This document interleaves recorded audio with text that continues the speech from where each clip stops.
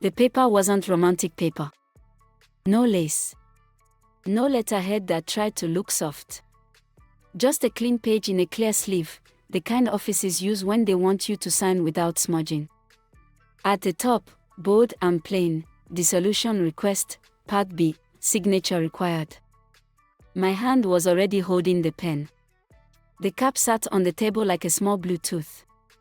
Beside it, my phone lit up with a reminder I didn't set. 730 days, review window ends tonight, 8 p.m. The notification didn't buzz again. It didn't need to. The message stayed there, bright and patient, like it knew I would read it eventually. Across from me, Kunle didn't say anything. He didn't need to. He simply turned the page to the line with my name. We were at my mother's house in Surulere, eating rice that had cooled because nobody wanted to be the first person to admit they were full. It was one of those calm family evenings that make people say, "This is what peace looks like." My mother was telling a story about her NYSC days, using her spoon to point at invisible people in the air. My aunt was laughing with her shoulders.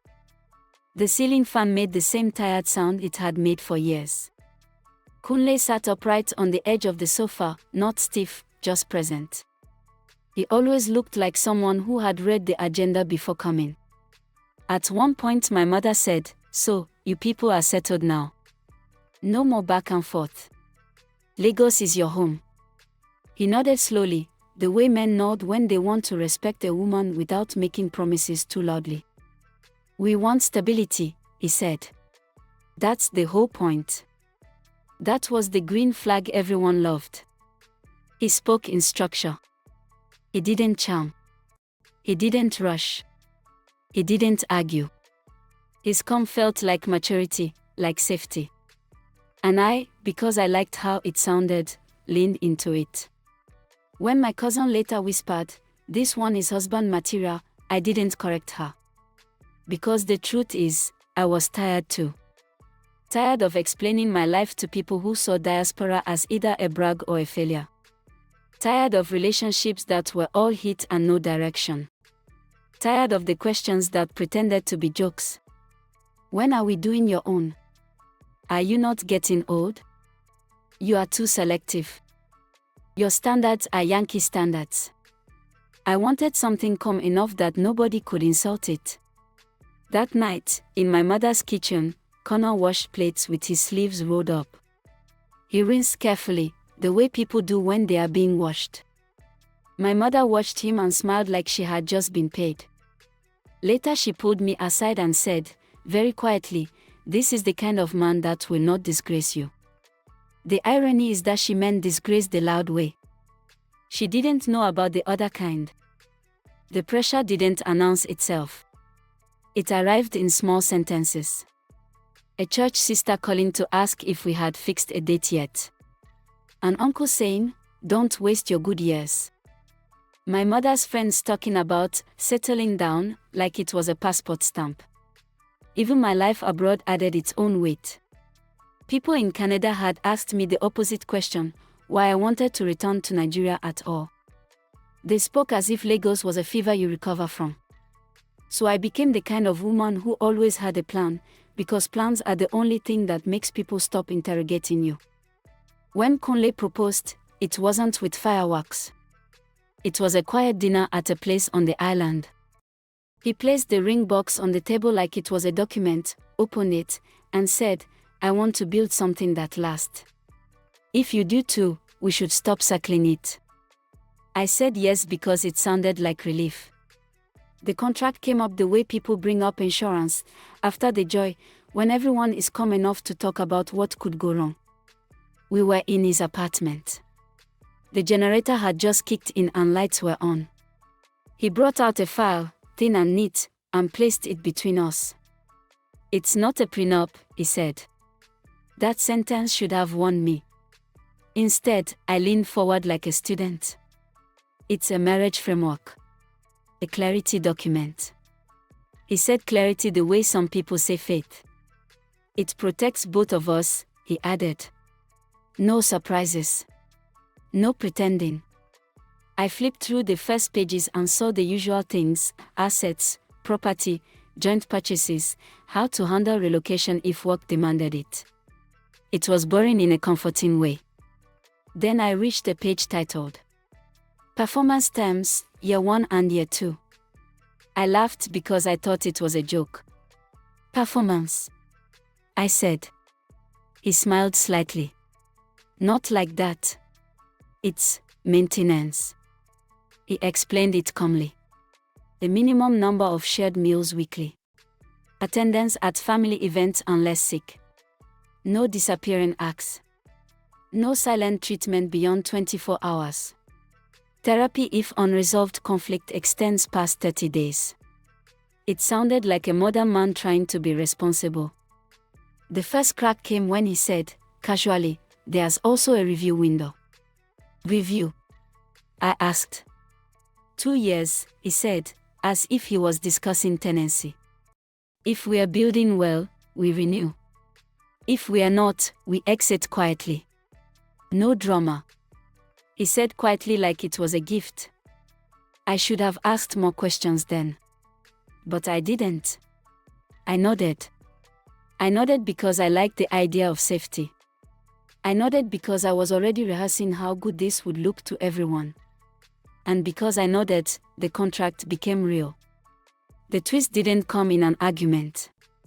It came in silence, alone, at night, when I couldn't sleep and the AC made the room too cold. I took the file from the drawer and read properly, not like a fiancé trying to be easy.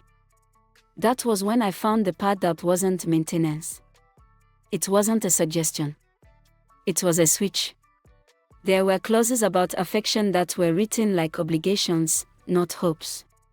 Not try to love. More like behave like love. Clause 6, public unity must be maintained. No social media hinting at trouble. No family members informed of marital dissatisfaction without joint consent. Clause 7, intimacy withdrawal beyond the stated threshold triggers non-compliance review. Clause 8, if mutual romantic attachment has not developed by day 730, either party may initiate dissolution.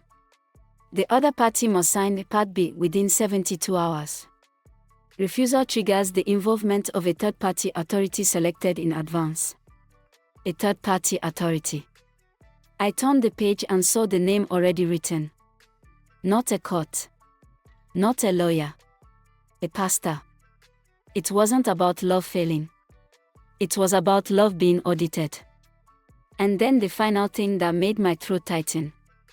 If dissolution occurs, both parties agree to a preset explanation to families and community, incompatibility discovered during early years, mutual decision, no wrongdoing. No wrongdoing. Like a script. Like control. I closed the file and sat in the dark, listening to Kunle breathe, and something cold formed in my mind. This marriage wasn't built to succeed. It was built to end cleanly if it didn't.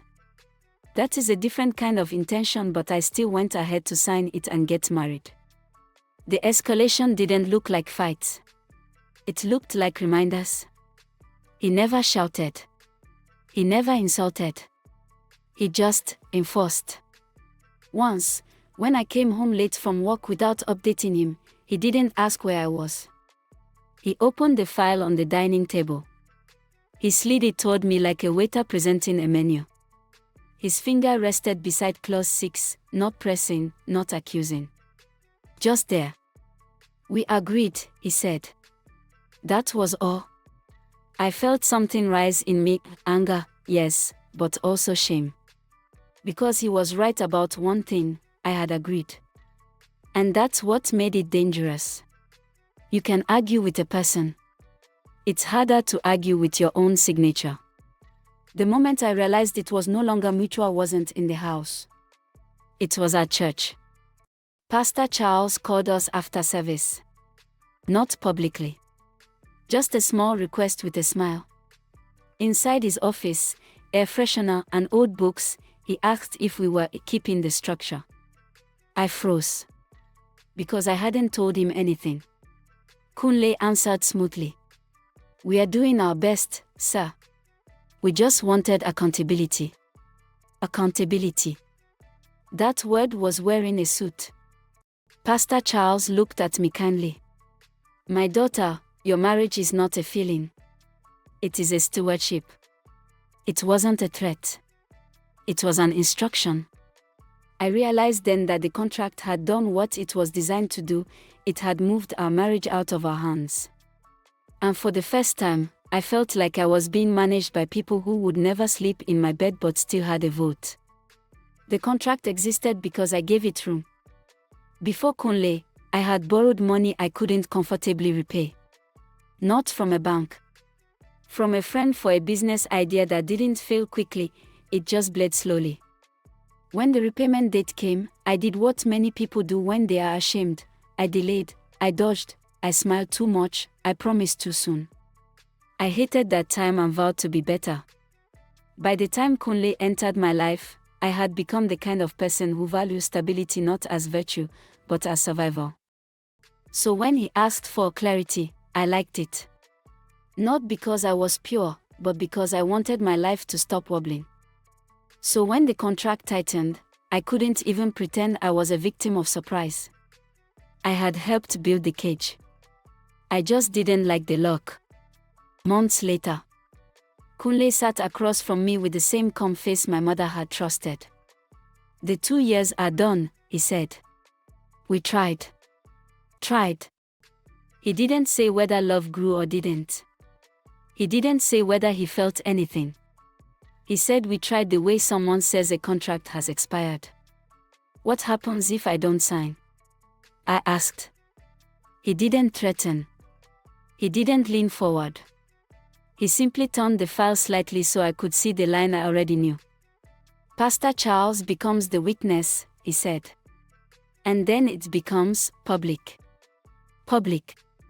So that was the real weapon. Not divorce. Not money but reputation. I stared at the signature line and understood my options. Sign, and our ending stays clean, scripted, respectable. Refuse, and I become a story told in women's meetings. My hand tightened around the pen. The cap lay there, still. I signed. Not because I wanted him back. Not because I wanted freedom.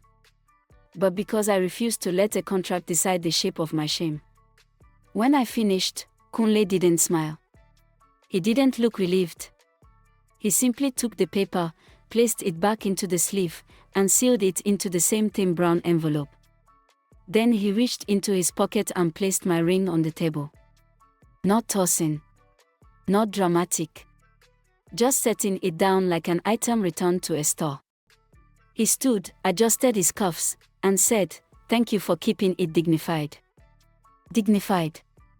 As he walked away, my phone buzzed again, one final vibration, like a closing note. A new reminder appeared automatically. Inform families, tomorrow 10 a.m. I didn't cry. Not because I was strong. Because there are some endings that don't deserve tears, only a long quiet stare at the objects left behind. The pen. The envelope. The ring catching light like it was still trying to look valuable. And the calendar, open to today, where someone had circled day 730 in red ink long before I understood what it meant. Thank you for watching. What would you have done differently? Drop it in the comments. Like, subscribe, and share with a friend who needs this story. This is Love and Wahala Stories, your home for love drama, messy situationships, and lessons that hit. See you in the next one.